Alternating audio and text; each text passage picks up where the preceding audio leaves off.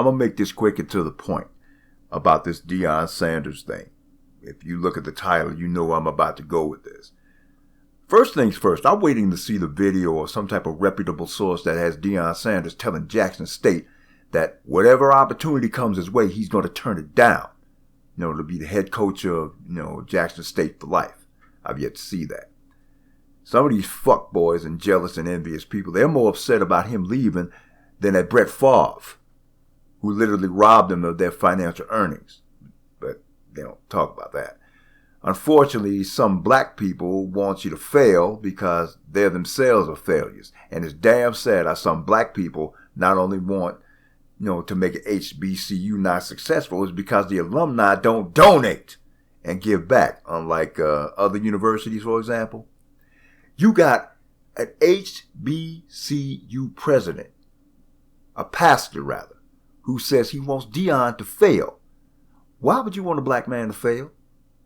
If he was in Deion's shoes, I bet he'll haul his ass for $25 million to somewhere else. Now, as far as the black church is concerned, I left that mess years ago.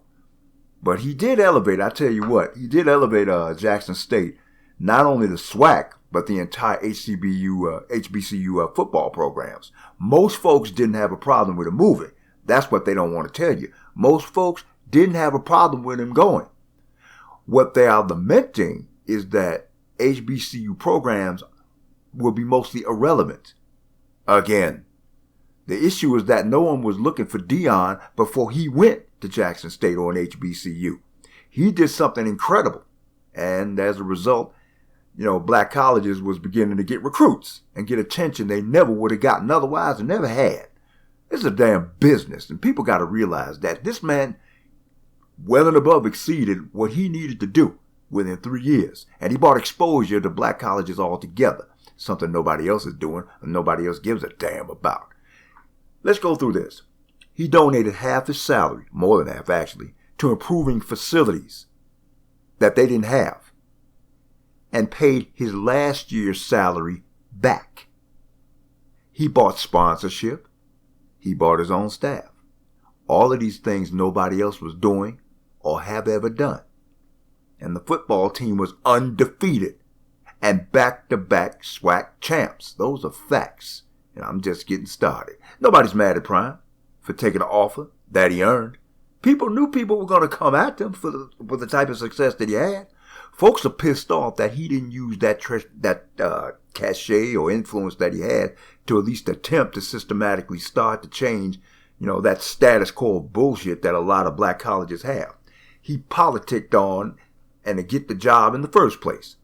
Now, how he essentially reinforced the narrative that folks outside of black college circles tend to already run with, that black college football programs are, quote, like worthy of top 5 talent, top 100 talent, damn near for that matter, or the coaches considering building a career at a black college would consider it a less than opportunity.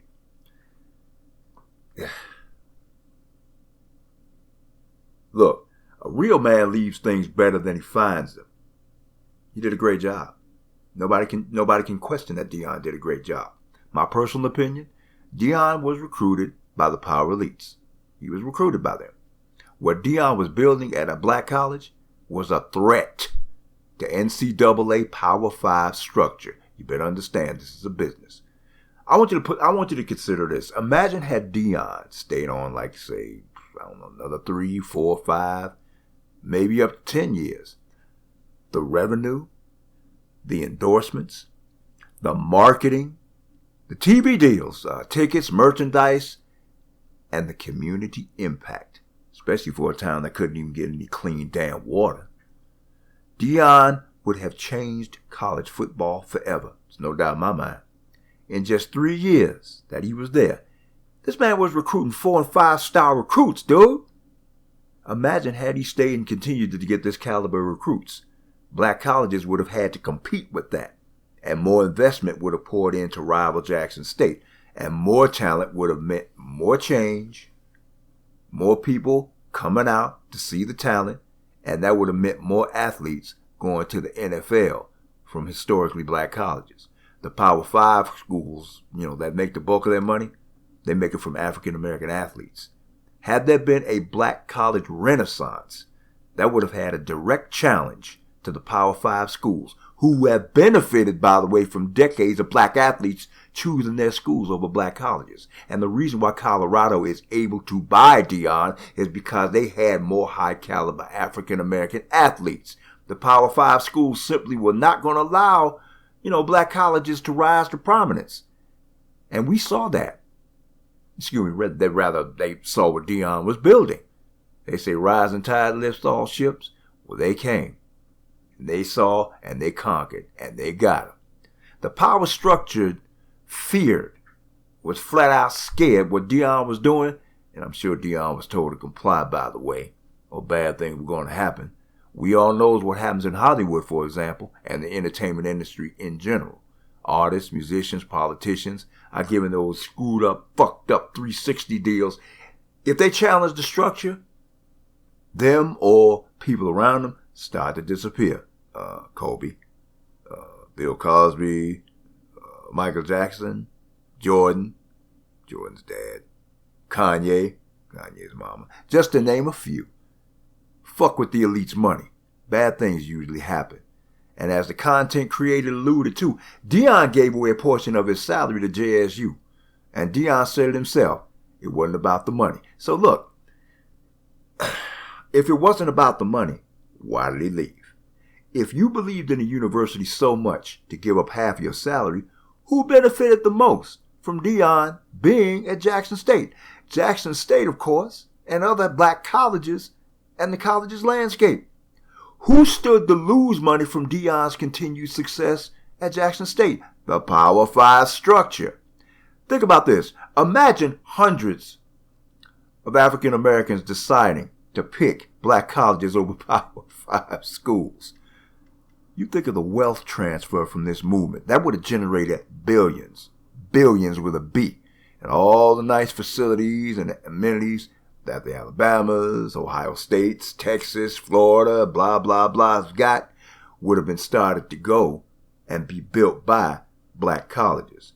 All them conference CEOs and general managers, they were scared shitless that another big-time player was going to compete with them, and they wasn't going to have it. Look what's happening right now across college sports. You got every conference is forming into a big mega conference.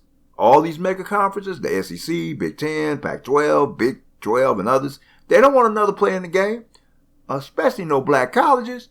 They had to destroy what Deion built before it got started. The fact that they weren't smart enough to capitalize on his presence, HBCUs, is an indictment on their inability to run that damn school like a business. JSU. Let's put on a thinking cap. Now I'm going to end this. Let's put on a thinking cap. This is deeper than a lot of people realize. Power 5 schools are not going to allow black colleges to rise. It's not in their economic interest. The next Deion at a black college is going to be bought off as well. If he or his loved ones, don't disappear if they refuse. So congratulations, Deion. You deserve everything that you work for. Oh, yeah. To make the point even further, remember, there's a guy named Jay Hobson, white guy. He was the head coach of Alcorn for 3 years, I think between 2012, 2015. He won 3 SWAC titles. He took that program to heights it had never before experienced and made them arguably one of the greatest programs in SWAC history. And his mark is still being felt, as Alcorn is currently one of the winningest or the most stable black college programs in the United States right now. Since 2012, with the team now being coached by Fred McNair, he left Alcorn, Jay Hobson, the white guy, he left Alcorn to go to Hattiesburg, Southern Mississippi, which was a winless Division I school, and nobody said a damn thing. Anything. In fact, the people of Alcorn love Coach Hobson.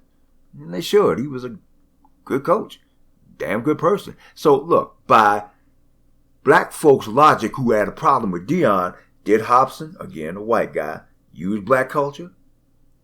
Did he not fulfill his promise and bring back a once dead program and sow the seeds that made it longer lasting, just as Coach Prime did?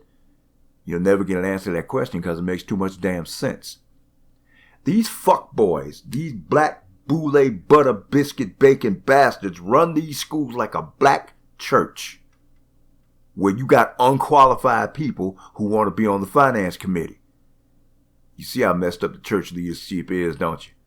With all their corruption, likewise with the HBCUs. They want the paraphernalia and the illusion and the, vision of illusion, rather, of power.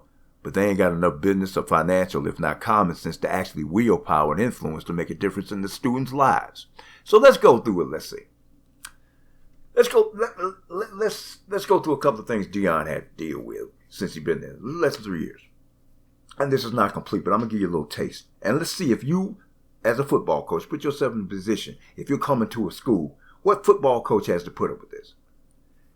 Look, Prime, he lost 2 toes and part of his leg, due to blood clots, and still made time for the team during his recovery. He had to deal with slander and character assassination from other coaches, Nick Saban, who accused him of paying players. The man got robbed not once, but twice. I ain't going to tell you what that happened to his son. Got robbed twice, once in his car, other from his coaching office. He dealt with subpar and piss-poor conditions because of the school budget, lack thereof. He gave up large portions of his salary to help pay for a new facility and coaching staff. Again, school budget, no lack of resources. The man had the #1 recruiting class in JSU history, or HBCU history, as a matter of fact. Also, Jackson State embezzled the ticket sales, so they owed him money. You sold out the stadium for $60,000. The ticket sales came back less than $30,000. Game money from him, essentially robbing him a third time. The man got an ESPN TV deal to get SWAC on the map on TV, something that never would have happened if not for him. The man had the college game day show come to JSU. That man did all of the above and more and still went undefeated for that season. Give the man his money and shut up. That man paid his dues and then some. I think he's well overdue for a payday.